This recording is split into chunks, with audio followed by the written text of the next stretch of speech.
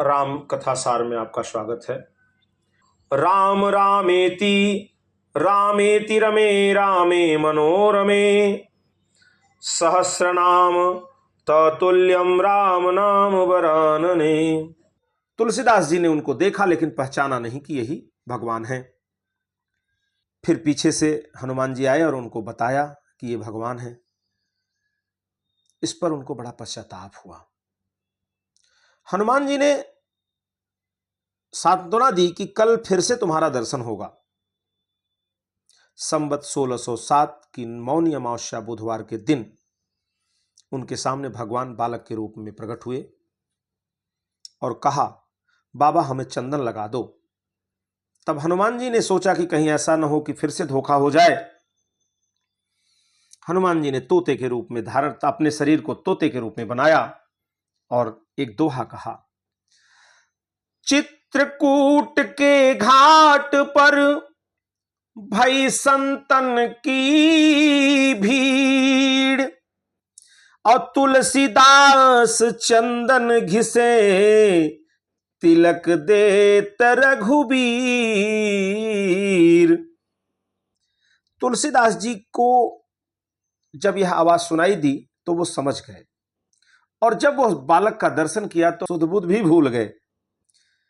तब भगवान ने अपने हाथ से तुलसीदास जी के मस्तक पर तिलक लगाया और अंतर्ध्यान हो गए।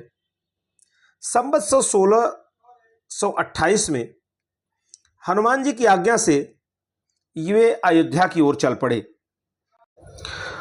उसके बाद गोस्वामी तुलसीदास जी फिर वहां से काशी चले आए। काशी में आने के बाद उनके अंदर कवित्व का स्फुरण हुआ और वो संस्कृत में पद्य रचना करने लगे। परंतु दिन में जितने पद्य रचते वे रात्रि को सब लुप्त हो जाते। यह घटना घटती जाती। 8वें दिन तुलसीदास जी को एक स्वप्न हुआ। भगवान शंकर ने उन्हें आदेश दिया कि तुम अपनी भाषा में काव्य की रचना करो। तुलसीदास जी की नींद उचट गई। वे उठकर बैठ गए। उसी समय भगवान शिव और पार्वती उनके सामने प्रकट हुए और तुलसीदास जी ने उन्हें साष्टांग किया और शिव जी ने कहा, तुम अयोध्या में जाकर रहो और हिंदी में काव्य रचना करो। मेरे आशीर्वाद से तुम्हारी कविता सामवेद के समान फलवती होगी। इतना कहकर के गौरी शंकर अंतर्ध्यान हो गए। तुलसीदास जी उनकी आज्ञा को शिरोधार्य किया और काशी से अयोध्या की ओर चल दिए। सियापति रामचंद्र की जय। संवत 1631 का प्रारंभ हुआ। उस साल रामनवमी के दिन प्रायः वैसा ही योग था जैसा त्रेता युग के जन्म के दिन हुआ था। उस दिन प्रातःकाल तुलसीदास जी ने श्री रामचरितमानस की रचना प्रारंभ की। 2 वर्ष 7 महीने 26 दिन में ग्रंथ की समाप्ति हुई। संवत 1633 के मार्गशीर्ष शुक्ल पक्ष में राम विवाह के दिन 7 कांड पूरे हो गए। सियापति रामचंद्र की जय। उसके बाद तुलसीदास जी काशी चले आए और उन्होंने भगवान विश्वनाथ और माता अन्नपूर्णा को श्री रामचरितमानस सुनाया और उसके बाद विश्वनाथ जी की कृपा से उनको मंदिर में ही उस पुस्तक को रख दिया। सवेरे जब पट खोला गया तो उस पर लिखा हुआ था सत्यम शिवम सुंदरम और नीचे भगवान शंकर जी का हस्ताक्षर भी था।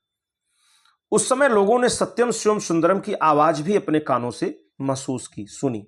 यह रामायण एक ग्रंथ नहीं है बल्कि जीवन जीने की राह दिखाने वाली कथा है।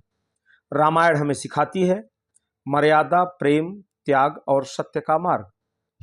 अगर आपको राम कथा प्रिय है तो इस यात्रा में मेरे साथ जुड़िए, रामायण सुनिए, समझिए और जीवन में उतारिए।